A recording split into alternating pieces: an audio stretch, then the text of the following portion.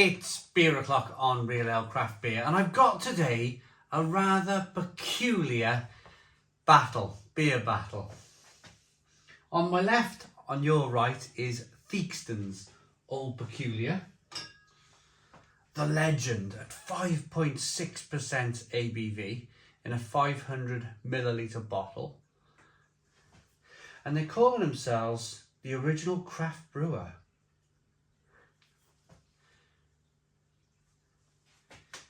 It's quite an interesting thought, that. We'll get to that in a moment. And then on my right, your left, is Greene King's Abbot Ale, 5% ABV. Clear glass bottle,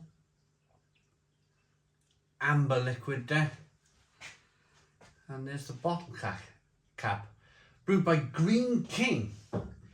So without further ado, let's get these two beers out into a glass and see what we get. Just trying to improve the acoustics. It's a bit hollow like in here, isn't it? Bit of an echo going on. Right.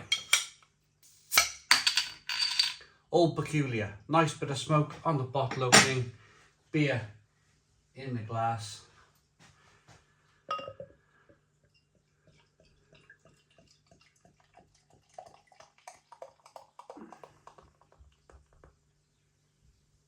I do like this. I've been really enjoying these battle videos that I've done recently, because if it wasn't for these battle videos, I just wouldn't get round to drinking these beers, these styles of beers. And what I've realised is, a lot of them are really good. I've thoroughly enjoyed going back over them.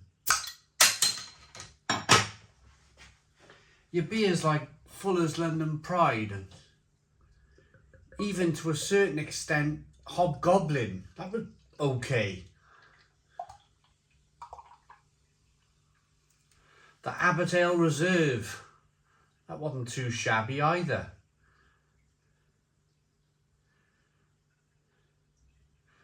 And now it's the turn of the Abbot. Old speckled, not old speckled M, but the elevated one, the one about 6% AB. Old crafty hen, that was all right. So beer in the glass, this is the Abbot Ale. One finger, slightly off-white head, nicely carbonated beer and it's amber in colour. That's a look at the Abbot. The Old Peculier, as I said, bit of a strange kind of versus battle this, but it's a completely different drink. I'm wondering whether I should have put this up against Guinness or that sort of beer.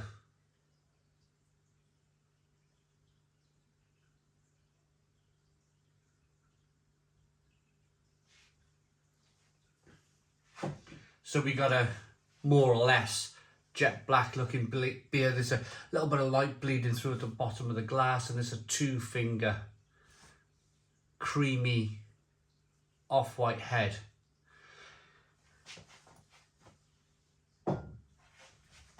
So let's start with the Abbot Ale. Now, Abbot Ale has just won a silver medal at the Great British Beer Festival about a month or so ago.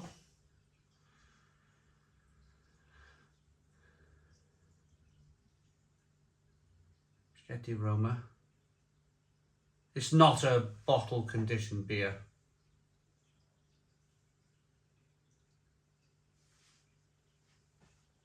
But there's been plenty of conversation, there's been plenty of discussion about the silver medal.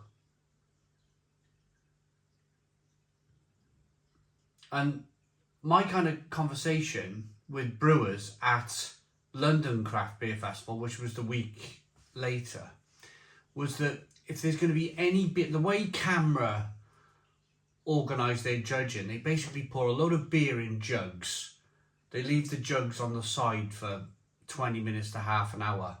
Then the beer gets transported over to the judges. Then it gets poured.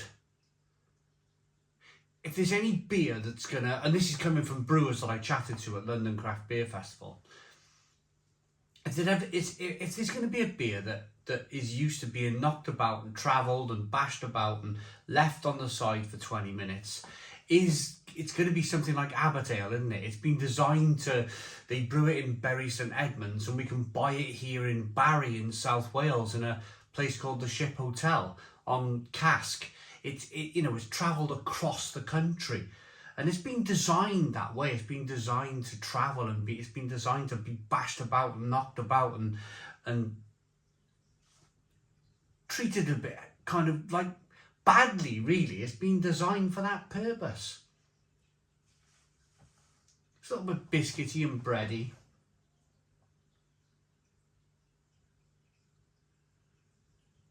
A little bit of sweetness, a little bit of kind of sweet malt coming through. Let's dive in. Cheers, everybody.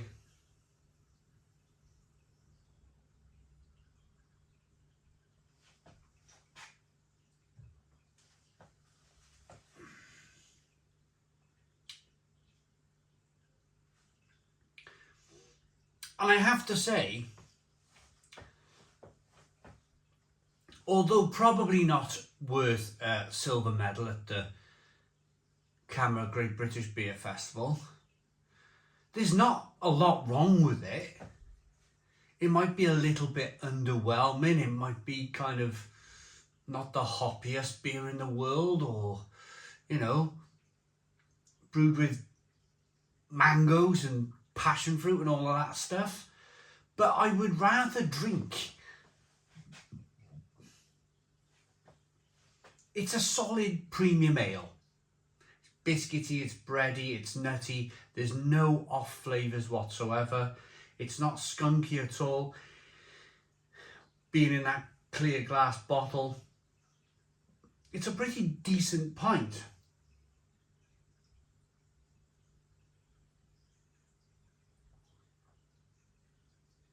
It's refreshing, it's nice and malty. I'd rather drink this than one of those kind of home bargains, ice cream concoctions, or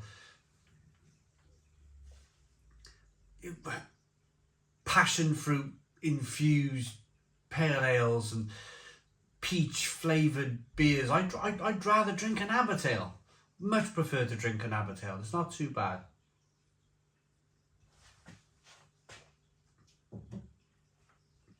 Right. Let's put that there for a second.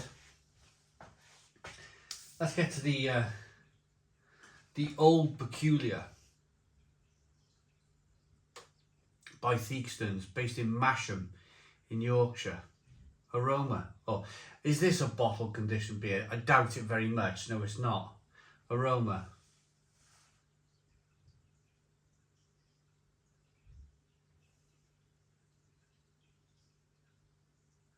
Much more roasty. Caramel, roasty, toasty. Smells good. Let's dive in. Cheers.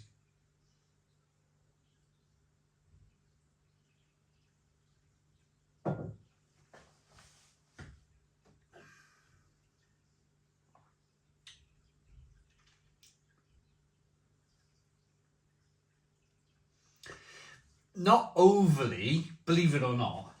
It's of course, it's a little bit more roasty, but it's not overly dissimilar to the Abbot Ale. It's got that same kind of mouthfeel, that same spring of carbonation that pushes the beer on the inside of the mouth. It's nutty, biscuity, bready, lovely and creamy and rich in the mouthfeel, with a little bit of a nice bitter finish.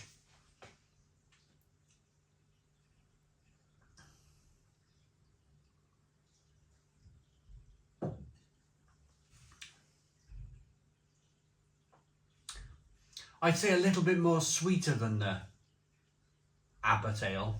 Just a touch more sweeter. It's that almost kind of like dark colour to it. It's almost as if they've added a little bit of caramel or something to the beer to be able to produce it. But it's got a fantastic head. Look at that. Absolutely fantastic. Great looking beer. Great smelling beer, great aroma, great taste.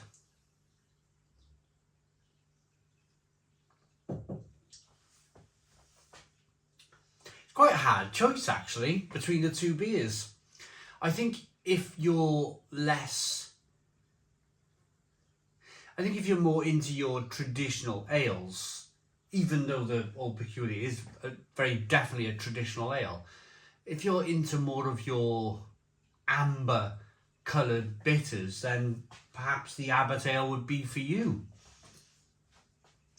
If you're into something a little bit more dark and mysterious and with a little bit more kind of, maybe a little bit of pipe tobacco smoke or roasted malt coming through, then the Old Peculier will definitely be for you. It's quite a hard choice actually. I mean, the obvious winner, because I do like my roasted malt, I love my stouts. The obvious winner for me is the Theakston's Old Peculier. But I can't fault the Abbot ale. I know it's had a lot of stick, a lot of kind of bashing about with that whole silver medal at the Great British Beer Festival. But standing here in my bar, having bought the beers were, I think there were 4 bottles for £6.50 in Tesco. Or 3 bottles for £6.50 in Tesco. That sort of kind of ale deal you get in the supermarket. It really isn't that bad. Again, I'm going to reiterate. I would much prefer to be standing here drinking this style of beer over something with ice cream concentrate or marshmallow or for me that's not beer. This for me is beer, even though it's very traditional. The younger crowd might be watching, yawning a little bit, you know, why is he bigging up Abbot ale? But what Abbot ale does, it does very strongly. This beer is in every single supermarket, or Tesco's, say Tesco's, Morrison's and Asda, probably Sainsbury's too. Distributed all over the country, right the way throughout the UK. And I bet if you bought a bottle of Abbot ale in Tesco in Cornwall, say Penzance, right the way down the corner, and then you bought a bottle in Tesco in John O'Groats, the other end of the country, I bet you that both bottles of Abbot ale would taste exactly the same. And that's no mean feat. To be able to do that, to be able to produce that kind of consistency, where it still tastes nice and malty and biscuity and bready and nice kind of little bit of hot bitterness on the back end. It's a blooming good achievement. It's a good achievement, it really is. So I'm going to say, and I bought these 2 bottles with my own money. It's not as if I've been bribed by Greene King or nothing like that, or Theakstons. No influence at all from the breweries. It's just me buying the bottles and standing here being totally honest with you. I like the Abbot ale enough to give it a 7 out of 10. 7 out of 10 from Real Ale Craft Beer. And I like the Theakston's Old Peculier enough to probably give it an 8 out of 10. An 8 out of 10. So fine margins between the 2 beers. Both very good beers from 2 kind of pretty decent, consistent brewers. You can always rely on a Old Peculier or a Abbot ale. On to my little find now. You might have noticed on the bar, and I haven't had time to clean any of this stuff. I've been going back and forth a tip recently, picking things up. Taking things down to the skip, and I was about to empty a big container full of soil into this rubble skip, and I was like, whoa! Literally, my back nearly went because I was in the process of throwing this soil into the skip. And I was about to crush with bricks and rubble and stuff from the bucket these wonderful items. So I kind of did this kind of like swivel my hips and throw it in a different direction movement. Because I thought, blimey hell, there's a load of German, Austrian, Belgian style glasses here. So I think that says Ostend. Ostend. That's like a German style pint pot. I mean, look at the state of it. It needs a damn good clean. But that was in the tip. That was in a skip. I pulled it out of a skip. Same with the lady with the fantastic breasts on the on on that little kind of, I don't know what that is, like a little wine glass or something, or maybe a strong Belgian Trappist glass or something along those lines. There's another one.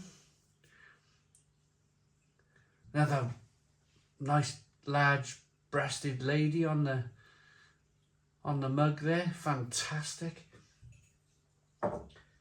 And then one of those miniature, I mean, it's got mud on it. Perhaps I think I might have thrown a bit of mud on this one when I was, it all needs a damn good clean, but actually it says here it's actually German. Original Western Germany. Blimmin' heck, look at that. God, we haven't seen West Germany for a million years, have we? And then a couple of, I mean, look, they need a damn good clean. They need a damn good soak, but look at that.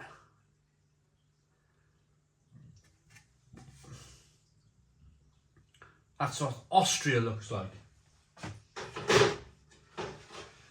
And then this one, Rütsheim am Rhein. Looks rather nice, doesn't it? I mean, this one's even got a little kind of, I might hang this up. Hang it up on the bar.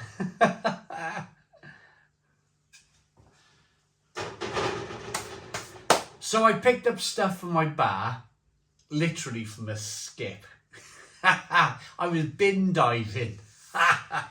Okay, thanks for watching the video. I hope you like it. Please put your comments in the comments box. Subscribe to our daily beer and food reviews. Give us a big fat thumbs up. Boom. Cheers.